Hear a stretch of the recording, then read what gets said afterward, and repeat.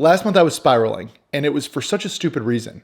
I couldn't tell whether I wanted to subscribe to Paramount Plus.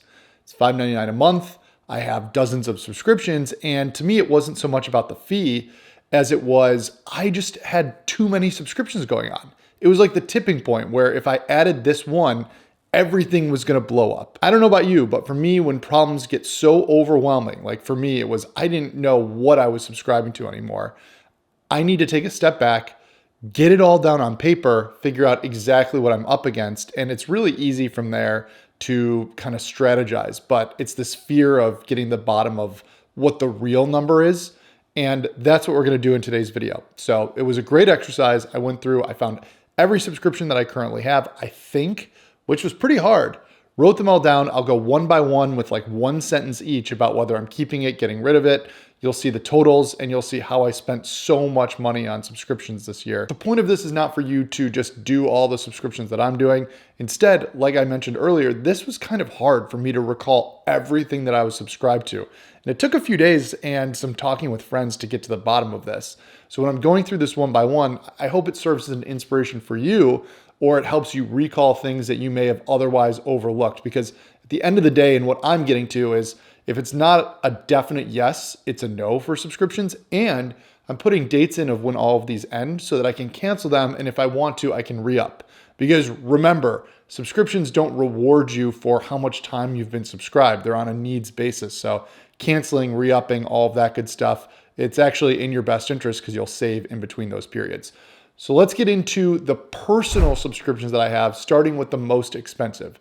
And that is YouTube 4K TV. I cut the cord. This is billed monthly. It's $90.45 per month. That means that I'm paying over $1,000. I'm paying $10.85 annually for this. I like this. I am keeping it for sure. We cut the cord. I like the simplicity of YouTube TV. It's certainly not the best thing ever, especially for this fee. It used to be much better at like the $60 price range, but I'm happy with it. We'll stay with it. Surprisingly, the next most expensive personal thing that I have is my Chase Sapphire Reserve card. And this is $550 a year. And I like this card. I think I get like $300 rebate or something for subscribing to this. But this jumped out to me as something that's like, okay, pump the brakes a little bit. Let me go review whether this is the right card for me, because $550, you could kind of justify it a bunch of different ways for having this credit card, but I'm putting this in the icebox. I'm going to investigate this a little bit more and come back to it. ChatGPT, I am spending $20 a month, $240 a year to do this, and I don't think I get all of the use out of it, but I am continuing. I believe in ChatGPT. I really like the use that I get out of it, and you could like argue really quickly that it pays for itself when you're having it review emails or write certain things. So it definitely saves me enough time to where it's not a no-brainer cancel. I know I was like a hard yes or a no, but for this, I'm feeling like yes, but almost also just to support the mission. Netflix, $20 a month, $240 a year. Icebox, probably gonna cancel Netflix and move this to like a needs basis, like a cancel it, and then if we hear about something, we'll redo it. But this has just gotten expensive. It used to be single digits, I thought. And this was, side note, another point of this exercise is like, these fees keep going up and you hear like Netflix raised it $1 and Disney Plus is up $2 or whatever. And I was losing track. So I'm glad I have this baseline here now to say $19.99 is pretty much the top that will go with Netflix. And if it gets up to like 25, then we're definitely out. Ticker, I am not putting this under work because it's personal. It's an easy way for me to keep track of companies that I want to invest in. $240 a year, $20 a month. And for me, this is a definite yes, because I like just having this organized data. I think it's a really good interface. You get a ton with premium and it does inform my stock picking. So for that as a resource, I think it's a worthwhile investment. Disney Plus, $18.99 a month, $228 a year. This would be a 100% cancel, but we got grandfathered into some bundle. So now it's on the icebox. I would say because of this bundle pricing and it looks so much better than everything else, we are going to keep it just to not let this go as everything else keeps like increasing and increasing, but it's not like a certain yes, so we may end up canceling it and just resubscribing to the bundle if we want. LifeLock, $16.67 per month, $200 a year. No brainer for me. I think everybody should get identity theft protection. So this is a absolute guarantee yes for the next year. HBO Max, $15.99 a month, $192 per year. And we are going to definitely keep this one. HBO is our favorite of all the different network things. It's a little expensive. I'm going to keep note the fact that it's 16 bucks right now. And if it continues to go up, then maybe we'll reevaluate it. But for now, it feels like we have to keep this one. Audible, 15 bucks a month, $180 a year. I already have 12 credits saved. I paused this immediately and I'll probably end up canceling it. $15 is such an expensive subscription for Audible. Like, you see these bills, or I see these bills, and I'm like, $14.99. It's almost like a gym membership. Listening to books is good for me or whatever. But when you put it in the context of Audible or HBO Max, then to me, we're going HBO Max every time. And I'll just buy the audiobook for 25 bucks when I want to listen to it instead of paying the 15 and then forcing myself to get a book a month. I like reading books. Listening books, one a month is too much. So I paused it for now. I'm going to try and get through all my credits that I have backed up. And if I do, I'm probably going to cancel it. And if not, I'm going to see if I can continue pausing it because I'm done paying 15 bucks a month to Audible. YouTube Premium, $13.99 a month, $168 per year.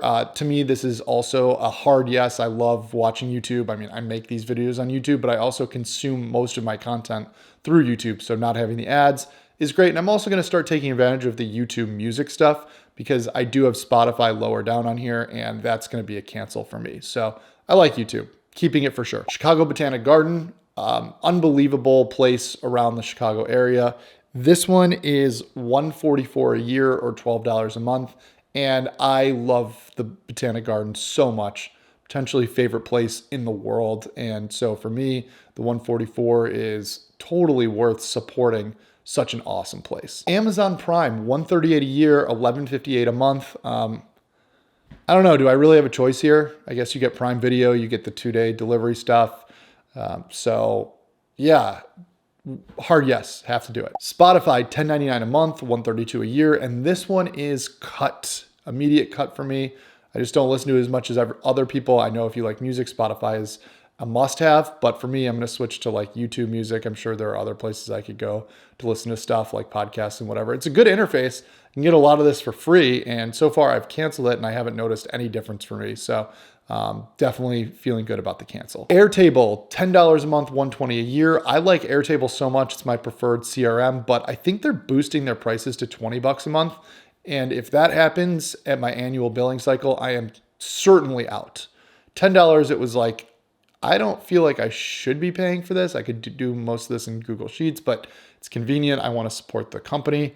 But at 20 bucks a month, then now we're talking up to some of the most expensive subscriptions that I have. And that's not going to happen. So canceled. Apple iCloud storage, $9.99, 120 bucks a year. And again, no choice. So have to do it. Dropbox, $9.99 a month, $120 a year. Again, cost of doing business and all the storage. So have to do it. Uber One, $9.99 a month. They got me here. Like, I was got by Uber One. I don't want to use Uber Eats as much. I would be happy to go pick stuff up. We're trying to make stuff more at home, and paying $120 a month to then convince myself to use Uber Eats more. I realize like this is a cancel it, and we can get back on it if we want to. But for now, let's just stop trying to use Uber as much as possible to get the most out of this deal, which I don't even really need to pay for. So that got cut. Aptiv, $99 a year, $8.25 a month. What the? I didn't know I was paying for this, and I have not used it in like 3 years. And the government should take note. Companies should not be allowed to continue charging people one time per year for their annual fee if the people have not opened their app. Like, there should be reminders that are sent constantly about your subscription or whatever. So I'm bitter about this one. I guess I've been paying $99 to that company for the last couple of years. So absolute cancel and a PSA of like, make sure you don't do this. I didn't do it through my Apple subscriptions. I guess I did this through their website. So I would never have known had I not just been going through all of my credit card statements month by month. Wall Street Journal, $8 a month, $96 a year. This was a special that I got for my first year doing it through Google Play subscriptions. I canceled this because then it goes up to like 20 bucks a month. I really like the Wall Street Journal, and I've enjoyed this subscription and I've used it a ton. But like any cable company or whatever, I'm not going to pay full price. So I'll go through Apple and I'll get the deal whenever my subscription ends, and then I'll sign up that way and enjoy another year, and just make sure that all of this is in Todoist. The Readwise Reader for $7.99 or $96 a year. I am keeping this. I love it. It's a way for me to save down articles and read them later. And I do this a fair bit. I use it throughout the week. If I like something from the Wall Street Journal, I'll save it down. My friends have email lists where they send cool links, so I'll save all those down. And I can just read through them all on like a Sunday night, or if I'm on a plane or whatever, and I have this archive of articles that I want to read. Keeping this. Paramount Plus, $5.99 a month, $72 a year, and you already know we are in on Paramount Plus, at least for this month, and I'll probably cancel it, but I'm enjoying it so far. Hodinkee Magazine. So they send magazines that are like $32 once a quarter, every other quarter, so it ends up being like $64 a year, or a little over $5 a month, and I canceled this. I love Hodinkee, what they did, and Ben Clymer and all that, but I don't need this magazine that's $32. Like, that's talking about Audible stuff. I mean, that's a couple audiobooks right there just to not have this magazine. And anyway, cancel. If I want the magazines in the future, I'll just buy them. Dropbox extra storage is $5, so $60 a year. Have to do this. Chronometer is good for calorie tracking. I use this, so I like it. I'm keeping this one. That's my favorite by far. Significantly better than MyFitnessPal. LastPass for $36 a year for me is 100% worth it. One of the most valuable subscriptions that I have. I think everybody should have a password manager. Glow Premium was a baby subscription thing, and that got canceled because we don't need it anymore. And then finally, chess.com. And they really got me for a few years because it was $2 a month. It's like, so why wouldn't you do that? But maybe I'll get an incentive to come back and use it again. But for now, I'm not. Okay, so those are my personal subscriptions. As you can see, this surprised me kind of in a good way. I thought that there were going to be tons of subscriptions that I wasn't aware of that were bad, like the Aptiv subscription that I just needed to cut.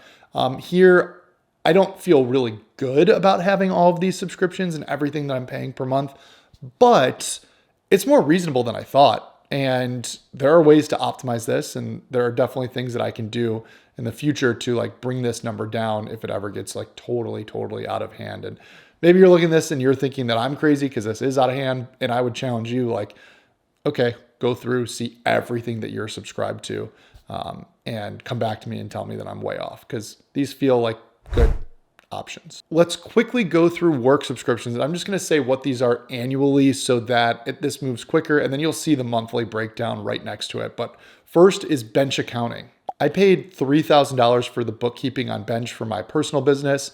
I think that this is fine. The bookkeeping is good. I used Bench Tax last year, and I absolutely hated that. I would not recommend that at all. But the bookkeeping was pretty good. It kept things on track. So I don't know if you've ever dealt with like accounting or bookkeeping, but it's just generally expensive. It's a pill that we all need to swallow to get it done right and feel comfortable in the numbers. So I'm okay using Bench again next year for the bookkeeping, not the tax. Supermetrics, $2,139. I'm probably going to cancel this one. I needed Supermetrics for clients and for reporting, but this is getting out of hand and it's too expensive. I think I'm going to find other ways to do this, or just not offer these dashboards. But yeah, this is just really expensive. So I would not recommend getting started necessarily with Supermetrics because of how expensive it is. Storyblocks. You could see from my previous videos, I was using a lot of B-roll. Well, that was expensive. It was $780 a year, and I was putting out videos once a week, but still not worth it. Cut that. No doubt about it. Just cut it right away. QuickBooks. $60 a month, $720 a year. And this one is one that I have to have, similar to the bookkeeping. So just wrap my arms around the fact that I have to pay $720 in this. Adobe Creative Cloud is $660 a year. It is integral to my work. It's how I edit these YouTube videos. Just like the LastPass and all in like Dropbox, I have to have this. So there's no complaining about it. $660 is a lot. It doesn't make me want to go look for alternatives. So I'm going to keep this one. Webflow at $276 a year. I need to cut this. My landing page for my website, you can see it in the description, is super simple. I feel like they've been so beholden to this, like, GUI graphical interface of how you make your websites that it's to a fault. I just want to be able to code some basic stuff into websites. So I think I'll probably go to WordPress, where it's much cheaper for me to host something. Zoom. I like having my own Zoom link, but for almost $200 a year, can I use those Google Hangout links? Probably. I may keep the Zoom just because I am like a sole proprietor and it is more professional, I think, than the Google Hangouts, but this is TBD because it's not a hard yes. So I might end up cutting this one. DocuSign. Oh God, 15 bucks a month for 5 signatures or whatever. I cut this one so fast. This was terrible. I'm pissed off that I was subscribed for so long, so I'm out on DocuSign. WeTransfer, $180 a year. I only did this month to month, so I lost like 15 bucks doing this, but I didn't really need it because I was trying to find editors. So I would send this to an editor because I needed the extra space. But long story short, unless you need this for work, I don't see a reason why you would have this. So I canceled it. I'm going to get through these last ones quickly. Google Workspace, Microsoft Office. I needed these. Midjourney, I really like. It's my favorite image generator. So I am paying for this. It's not super expensive. Notion, out. $60 a year. I don't really like Notion. I use Obsidian now. I'm like totally over all of the clunkiness of Notion and the fact that they don't offer offline and all this sort of stuff. So that was an easy one for me to cut. Todoist, my favorite thing. It runs everything for me. It is the highest return on investment subscription that I have. I absolutely love this. I encourage everybody to get started and create your own process on Todoist. Check it out, $5 for premium. It's awesome. And my last one is Google Domains, which is like $1 or $12 a year. So I just need this one. Okay, overall spending over, $10,000, close to $14,000 a year on subscriptions. You'll notice that a lot of these are imperative to work and life. So coming out of this exercise, I feel better than I did. I think the Paramount Plus, while it was okay to think through that decision, I probably overthought it per usual because the $5.99, I don't have that many superfluous subscriptions, so it wasn't going to break anything down.